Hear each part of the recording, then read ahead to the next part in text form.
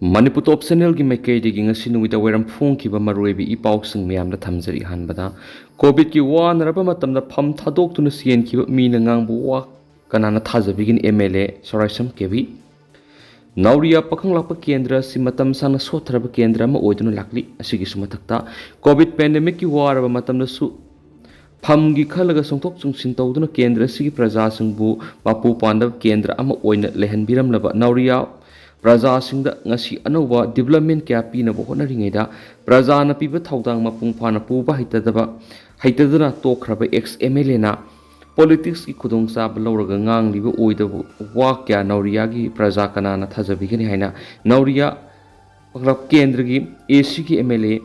oibatana tana Manipur State Women's Development Corporations Limited ki chairperson ki phams puriba sagol sem KB na khuyek pi duna press thadura kwa sior lamana hari sholasin hai taseng na politics to bigi hairabati oidaba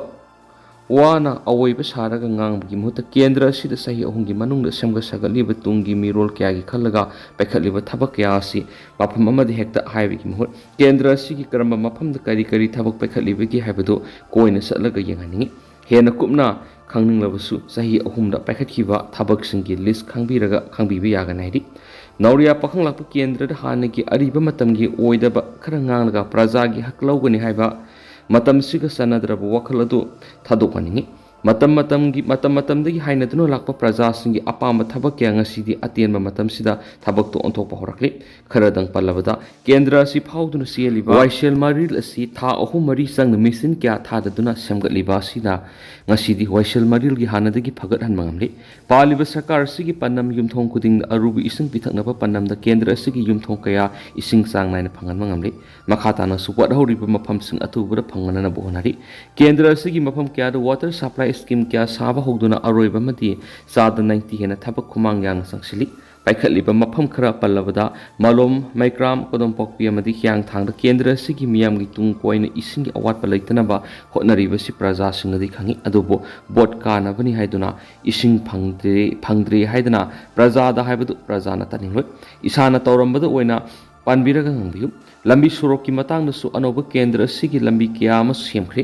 warauriba lambi kya tungan ba project kya da haptuna tender tokraba taunabagi sem saba kya ma leiri athubura thabu oin hauragani ex MLA na pakhat piram lambi singdi nung phawu masak amata udrairi solasin hai education ki lamda su pakhat liba thaba kya si khangdana nganghaningdi college phagadan si mission da Imphal college haptuna construction program pakhali Malom Mega High School Higher Secondary ki thakta upgrade tawduna madi residential school onthoktan apaba makal gi education pangali asida sunatana kendra sigi school kya bus award pa infrastructure kya samgaliba sigi khara yangani board ki wakhal khakta khalanindi local area phangi makara samgaliba mayam adudi kendra sinba thungna satlaba matamdu uba phangwigani tawkiba thabak singdu ki list ona sumiyam da thadoksagani aduga makhatana kendra sigi polling suna pakhatgadaba thabak kya su makhatana pakhanaba hotna zare ba wafams MLA KB gi solo sida supungdorakli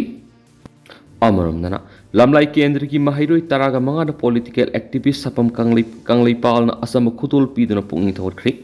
Manipur thukliba sahi ani pharaklab irang asida hauzik relief camp na sangjapam lawduna laiba Lamlai Kendra ki manungsanba khulsingdagi handak pangthokiba board of secondary education Manipur na lawba high school living certificate amasum kosem na lawba class 10 ki exam da mai pakraba mahairoi taraga mangada political activist sapam kanglai palna asam khutul piduna pungi thorkri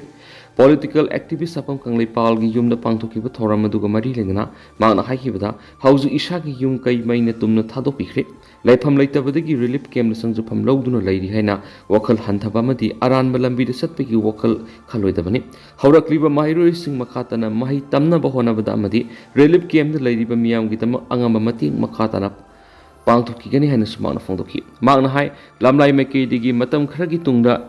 UPSC, MPSC exam na singba awang bathaki exam thaduna Manipur gi mafung kya digi hen sakot palamna mama soidin ohena na bohona sehna su magna phongdoki amaromdana Pakistan na phajilurabi India gi BSF zawana mangasi kusinnarakri Pakistan Army na phajinduna numit kunga mathuni Pakistan na thamlakhiba India gi BSF ki zawana ma ngasi Pakistan gi makedi gi tekta kaidana India na kusinnarakri tekta kaidana kusinnarakra ba zawana du gi maming Purnam Kumar Sokhawi mag ngasi ayuk pung tara makhai taba matamda Amritsar district ki Pakistan ga taina atari Wagha border riba joint check post Pakistan ko sinarkiwen hari Punam so kungamari subu battalion BSF ki personnel mahak Pahalgam terrorist attack adugi nongan ba April kun gohumdu ayu pung 12 minute yankairam taba matamda Forezipur sector duty tawba matamda Pakistan territory lansilubudigi Pakistan ki lanmi sungna phajinki bani ma ngasi India ro kusinaraki bgeloina ma ki masa medical checkup amadi Test na singba tawkiba galoina BSF official sing Pakistan lairuba dugi matan ohang pong sa takri hari Punam Kumar so West Bengal gi Hooghly district ki Risara village tagini ma kutek te kaidana thadorak pada ma ki imung manung na su harau te amna phongdokre hari Amarom dana tauksem khullambi ka hena phatabana ana ai gyorak pada wana sagai saraga hojik su puthok pusin tawri Tamelong district ki manung sanma tauksem subdivision ki jaga si ngasi phau sarkar na ningthin yingsin bidabana lambi ki satok sin da khudong sada kya mayunari maru oina nongju thad amuken awaba mayunari masin ana ai gyorko matam na wana sagai saraga putok pusin tawri yamna thamoi kainingai oiba thawdo am oina handak ikui dana tauksem subdivision ki manung sana leiba Singkholong ki khunja singna gari satok sin tawbu yaba lambi leitabadi ki anaba nupi ama wana sagai saraga national highway tamna puthoraki masiga sap manaba thawdu osi hawkiba sahi kiya toksem subdivision da toina thokli lami thongi phibam hainingai leitana phataba sina healthcare gi lamda